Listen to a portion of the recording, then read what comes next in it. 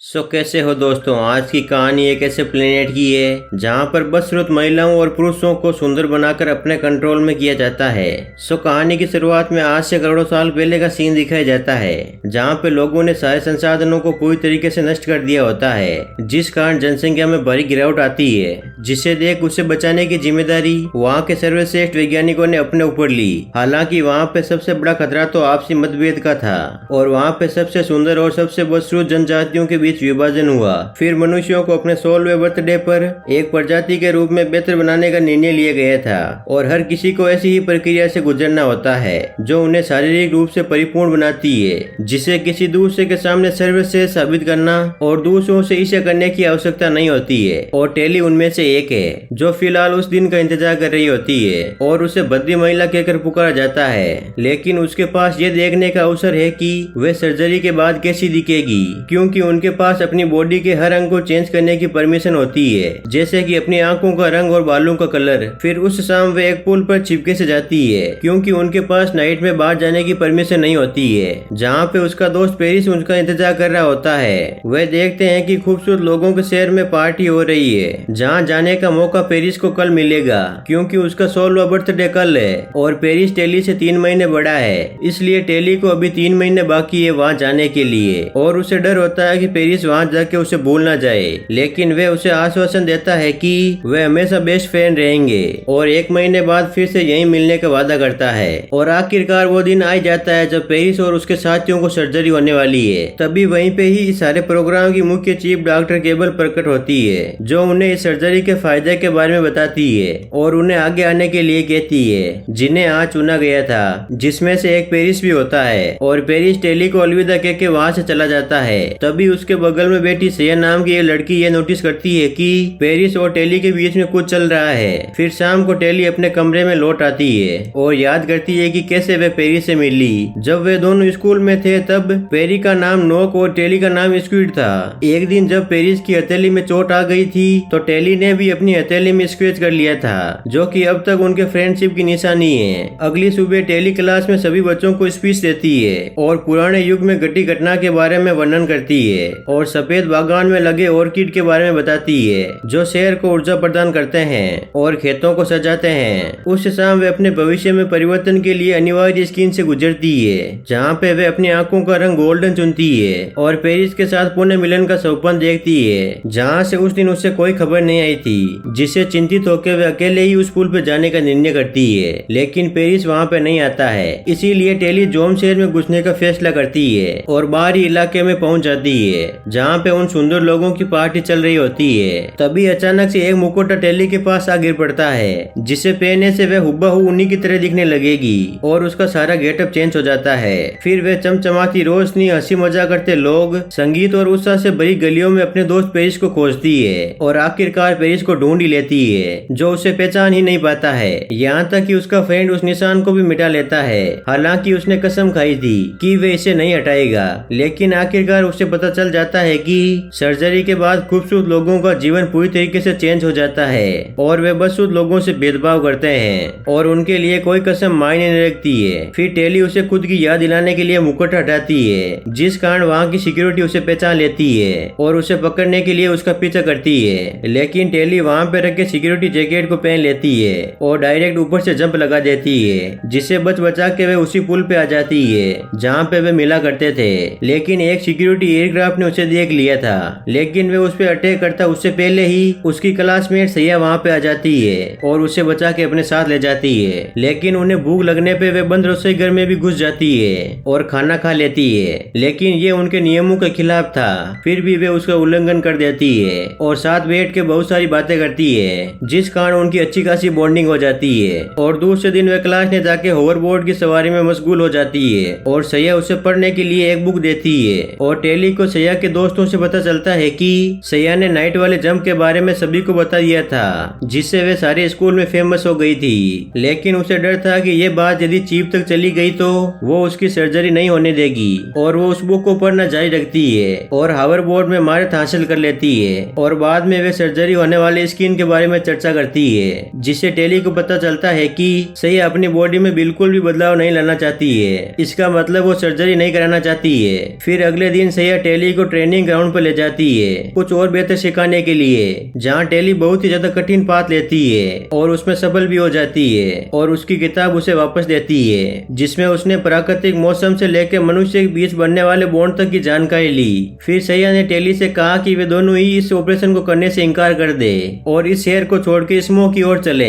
दोस्तों, स्मोक इसी की तरह एक अलग दुनिया है जिसमें रंग रूप का कोई भेदभाव नहीं होता है और लोग स्वतंत्र रूप से रहते हैं। फिर वे टेली को स्कूल के मैदान के किनारे पे ले जाती है और अपनी ट्रैकिंग रिंग को एक शाखा में छोड़ के जंगल की ओर बढ़ जाती है और एक नदी को पार करते हुए खंडर में पहुंच जाती है, जहाँ पे उसे रोलर कोस्टर के अवशेष दिखाती है और दुखद रूप से बताती है कि ये अब नष्ट हो गया है। फिर सैया टेली को एक बिल्डिंग की हाईएस्ट इमारत पर ले जाती है, जहाँ वे अपने दोस्त को जंगली दुनिया से बुलाने के लिए आग से सिग्नल देती है और सैया उसे बताती है कि स्मोक की दुनिया में सभी लोग अपना काम खुद करते हैं और सब्जियां भी खुद ही उगाते हैं और खुद ही खाते हैं और एक दूसरे से द्वेष भाव न रखते हुए प्रेम की भावना रखते हैं और वहाँ बूढ़े लोग भी रहते हैं। सैया टेली को यह सब कुछ इसलिए बता रही थी कि क्योंकि वे अपने दोस्त डेविड के साथ स्मोक की दुनिया में जाना चाहती है, क्योंकि सैया का मानना था कि वे लोगों की सर्जरी करके उन्हें अपने कंट्रोल में करते हैं। इसीलिए सैया इस दुनिया को छोड़ के स्मोक की दुनिया में जाना चाहती है और टेली को साथ चलने के लिए कन्विंस करती है, लेकिन टेली उसकी एक भी बात नहीं सुनती है क्योंकि टेली का सर्जरी करके सुंदर बनना एक सपना था। इसीलिए वो साथ चलने से इनकार कर देती है और सैया को भी वहाँ जाने से इनकार करती है, लेकिन सैया को तो सुंदर बनने से ज्यादा आनंदित होना पसंद होता है। इसीलिए वो डेविड के साथ यहाँ से चली जाती है और टेली भी शहर में आ जाती है, जहाँ आज उसका 16वां जन्मदिन है और इस दिन टेली की सर्जरी होने वाली है। इसीलिए टेली और उसके साथियों को सुरक्षा कक्ष में ले जाया जाता है, लेकिन उन सबको तो ऑपरेशन रूम में ले जाया जाता है, बल्कि टेली को डॉक्टर केबल के पास ले जाया जाता है, जो उससे लापता सैया की जानकारी लेने का प्रयास करती है, क्योंकि वह अच्छे से जानती है कि सैया और टेली कितनी क्लोज फ्रेंड है और वे इस बात पे जोर देती है कि सैया अभी खतरे में है, क्योंकि डेविड उसकी इच्छा के विरुद्ध उसे पकड़ कर उसका ब्रेन वॉश कर रहा है और उससे कहती है कि यदि तुम सैया को ढूंढ लेती हो और उसे वापस शहर लाने में कामयाब हो जाती हो तो उसके बाद ही उसे सुंदर बनाने की अनुमति दी जाएगी, अन्यथा नहीं। फिर टेली परेशान होकर अपने कमरे में आ जाती है। तभी वहीं पे ही पेरिस भी आ जाता है, जो कि डॉक्टर केबल का भेजा हुआ होता है, जो कि उसे वही करने के लिए कहता है जो डॉक्टर केबल उसे कराना चाहती है, क्योंकि ये एकमात्र तरीका है जिसे हम दोनों साथ रह सकते हैं। जिसे सुनकर टेली भी मान जाती है और डॉक्टर केबल के पास जाती है, जो कि उसे बताती है कि स्मोक सिटी वाले अपने शहर को खत्म करना चाहते हैं और उन्होंने एक ऐसा हथियार तैयार किया है जिससे सारे शहर को तबाह किया जा सकता है और वे टेली को ट्रैकिंग लोकेट देती है जिससे उसकी लोकेशन का पता किया जा सकता है। फिर टेली सैया के बताए हुए रास्ते से जाने लगती है और कोस्टर पर तब तक सवारी करती है जब तक कि वे पुराने रेलवे ट्रैक तक नहीं पहुंच जाए।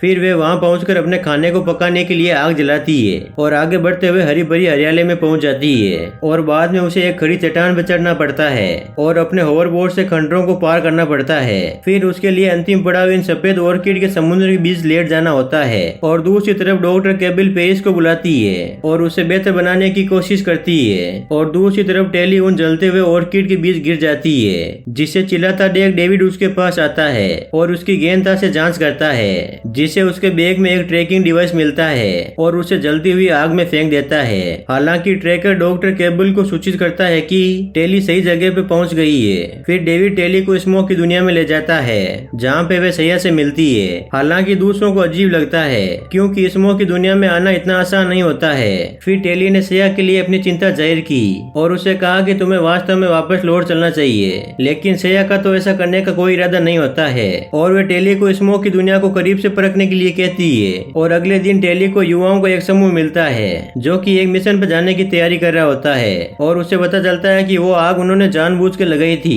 क्योंकि ऑर्किड विषैले होते हैं और मिट्टी से पोषक तत्वों को नष्ट करते हैं और जिनसे प्लेनेट को खतरा होता है। फिर डेविड उसे उनके साथ शामिल होने और सच्चाई दिखाने की पेशकश करता है। फिर सारा ग्रुप एक प्राचीन संशोधित हेलीकॉप्टर पर सवार होकर एक मिशन को पूरा करने के लिए आगे बढ़ते हैं और वे सूखे खेत देखते हैं जो कि उन ऑर्किड द्वारा नष्ट किए गए थे। फिर सैया उन ऑर्किड पर आग लगा देती है जिससे सारे ऑर्किड जलने लगते हैं और उस आग के बीच बिना किसी नुकसान के चल रहे होते हैं। तभी अचानक से सैया का ब्लेड डगमगाता है और वे उन जलते हुए फूलों के बीच जा गिर पड़ती है, जिसे बचाने के लिए टेली भी उसके पीछे चली जाती है और वे उसे ढूंढ लेती है। तभी वे देखती है कि उसे पकड़ने के लिए नीले सूट वाला व्यक्ति उसी की तरफ आ रहा है, लेकिन टेली हेलीकॉप्टर के नीचे फेंकी गई रस्सी को पकड़ लेती है और सैया को खतरे से बाहर निकाल लेती है। फिर वे सभी एक साथ बैठ के उन नीले सूट बॉलीवुड वाले व्यक्तियों के बारे में चर्चा करते हैं और कहते हैं कि उन्होंने हमें यहाँ कैसे खोजा, जिनके लिए वे टेली को दोषी ठहराते हैं। लेकिन उसके सपोर्ट में डेविड उन्हें कहता है कि यदि टेली दोषी होती तो सैया की जान क्यों बचाती, और जो भी ट्रैकर उसके पास मिला था उससे मैंने आग में जला दिया। और वे सभी टेली की बहादुरी देखते हुए उसे अपना सदस्य मानने लगे थे।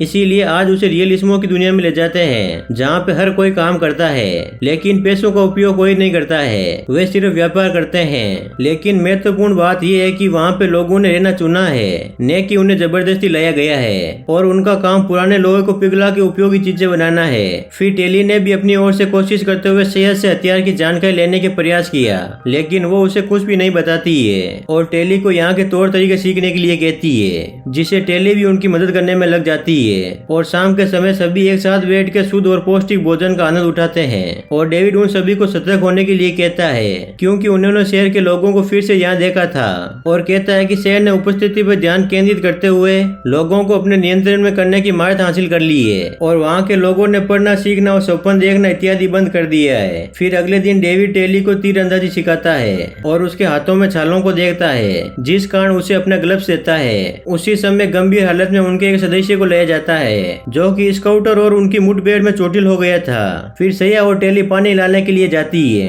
तभी सैया ने टेली के हाथ में लगे ग्लव्स को देखा और उससे पूछा कि ये किसने दिया, जिसके जवाब में टेली उसे कहती है कि ये मुझे डेविड ने दिया था, मेरे हाथ में छाले हो जाने की वजह से।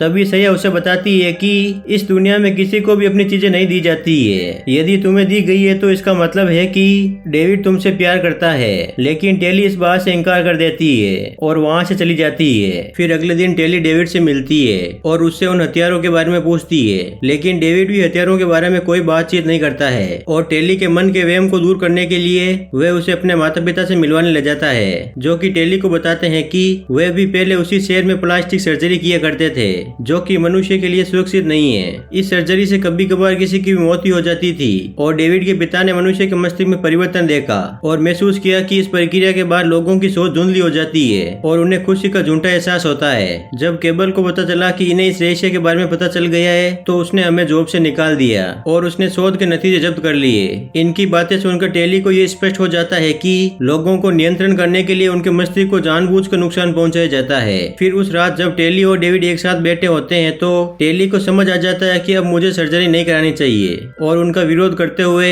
गले में लगे ट्रैकर को आग में फेंक देती है। लेकिन इसे इस बात का एहसास नहीं होता है कि ऐसा करने से वे सक्रिय हो जाता है और वे डेविड को केबल द्वारा की गई सारी बातें बताती है। और डेविड उसे आश्वस्त करता है कि उसने सही रास्ता चुना है और वे उसे बताता है कि तुम सुंदर हो। और इन्हीं बातों को चलते हुए दोनों किस कर लेते हैं। फिर सीन अगली सुबह शिफ्ट होता है, जब शहर के लोगों ने स्मोक पर हमला कर दिया था और नीले सूट वाले स्मोक के निवासियों को जाल में फंसाते हैं और उन्हें इकट्ठा करते हैं। लेकिन उनमें टेली और डेविड नहीं होते हैं, वो तो दूर से उन्हें देख रहे होते हैं। और केबल डेविड के माता पिता से पूछताछ करती है, लेकिन जब वे उसे जवाब नहीं देते हैं तो वह पेरिस को डेविड के पिता को मारने का आदेश देती है, जिसका पालन करते हुए पेरिस उन्हें मार देता है, जिसे देख डेविड वहाँ दौड़ा आता है और पेरिस भी टेली को देखता है और केबल टेली का धन्यवाद करती है उन्हें यहाँ की लोकेशन देने के लिए, जिसे सुनकर से अपना क्रोध टेली के ऊपर निकाल देती है। और डेविड की माँ अपने प्रयोग में बनाई गई वैक्सीन डेविड के पॉकेट में डाल देती है और टेली उन सभी से बचा के डेविड के घर में भाग जाती है और उसमें आग लगा देती है। तभी इसी अफरा तफरी में डेविड भी वहाँ से भाग जाता है